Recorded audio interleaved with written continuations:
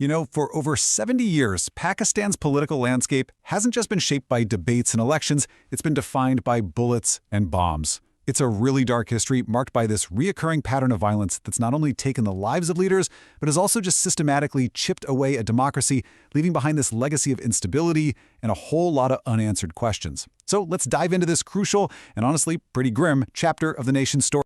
It all starts right here, Rawalpindi. Picture a huge political rally. The country's very first prime minister is about to speak to thousands of people. But his words, they're cut short by the sound of gunfire. And in that one moment, the entire course of a young nation was changed forever, creating this massive power vacuum that would set a really dangerous precedent for all the decades to come. And that prime minister was Liaquat Ali Khan. His murder, wow. It wasn't just the death of a leader. It was like the birth of a playbook for how political problems could be, well, eliminated. Not through the ballot box, but by force. Now here's where it gets really strange, almost like something out of a movie. So step 1, the prime minister is shot.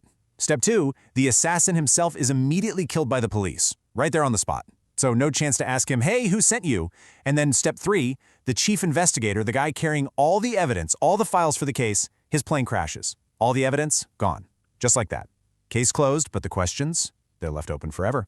And it sends a very clear message about who's really in charge. But if you rewind even further back, you'll see that this cloud of suspicion was there from the very beginning. Even the deaths of the nation's most revered founders, while they have official explanations, have always fueled this deep public mistrust in the official story. So on one side, you have the founder himself, Muhammad Ali Jinnah. It's just a year after independence, he's critically ill, and his ambulance just breaks down on the way to the hospital. Precious time is lost, and he dies. Was it just a tragic accident, or something else? Then fast forward a few years. His sister, Fatima Jinnah, a really powerful voice who was challenging the military dictator at the time. She dies suddenly. The official story is heart failure, but a government inquiry into her death was done, and then it was just buried. It has never, ever been released to the public.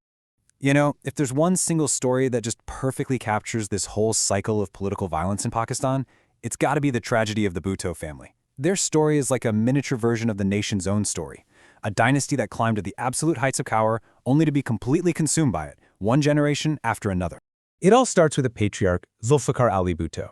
He was this incredibly charismatic and powerful prime minister, but he was overthrown in a military coup. Now, he wasn't killed by an assassin in a crowd. He was killed by the state itself. After a really controversial trial, he was hanged by the military regime of General Zia-ul-Haq.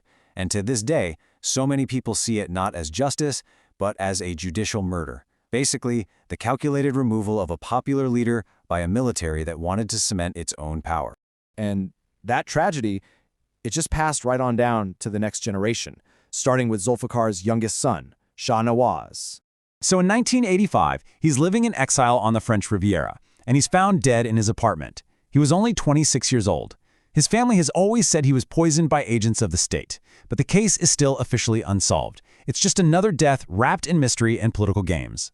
And the cycle just kept going, this time with the older son, Murtaza.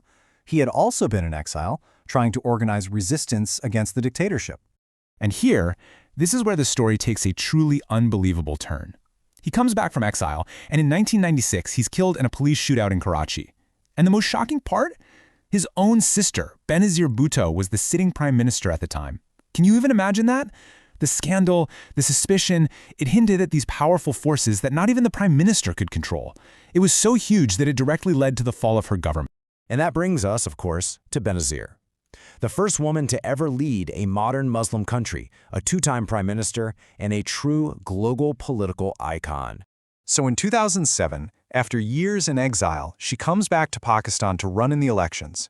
And during a rally, she's killed in a coordinated bomb and gun attack. And here's the detail that just perfectly illustrates this tragic, unbroken circle of history. The place where she was assassinated was Liaquat Bagh in Rawalpindi, the exact same park where the country's first prime minister, Liaquat Ali Khan, had been murdered 56 years before. But look, this cycle of violence wasn't just limited to one famous family. It became a core feature of Pakistani politics, this brutal tool that was used against all kinds of opponents, from every part of society. The list is, well, it's long and it's chilling, and it cuts across the entire political spectrum. The military dictator who executed Bhutto, Zia-ul-Haq, he died in a mysterious plane crash himself. A powerful nationalist leader, Akbar Bugti, was killed in a huge military operation. A sectarian leader, Azam Tariq, was gunned down in the capital. A progressive governor, Salman Taseer, murdered by his own bodyguard. Even a beloved social activist, Hakim Mohammed Said, wasn't safe. The message couldn't be clearer. Absolutely no one was off limits. So the really crucial point here is this theme of impunity. It means getting away with it. Inside Pakistan, for these big, high-profile murders, justice is the rare exception, not the rule. Cases go cold, evidence just disappears, and the people who planned it all are never caught, which, of course, just lets the cycle continue. But then, look at the contrast. When a Pakistani politician, Imran Farooq, was murdered in London in 2010, British police investigated, they arrested the killers, and those killers were convicted. It's this rare example of actual accountability, and it had to happen thousands of miles away from home. And make no mistake, this isn't just some grim history lesson. The pattern we've been talking about, this long, dark shadow of political violence, it stretches right into the present day. Just look at this timeline, from 1951 to 2007. Across decades of different governments, military rule, fragile democracy, the one constant thing is the violent removal of major political figures. It is an unbroken chain of events. And that chain, it brings us right up to the present. Because just a short while ago, yet another former Prime Minister, Imran Khan, was shot and wounded while he was leading a protest march. He survived, but the event was just this chilling reminder that this deeply rooted pattern of political violence is nowhere near over. The same methods, the same targets, that same cycle just keeps on turning. Which, of course, leaves us with the ultimate unanswered question. After more than 7 decades of assassinations, executions, and mysterious deaths that have destabilized the country time and time again and denied its people any sense of justice, you just have to ask, when will this cycle of blood finally be broken?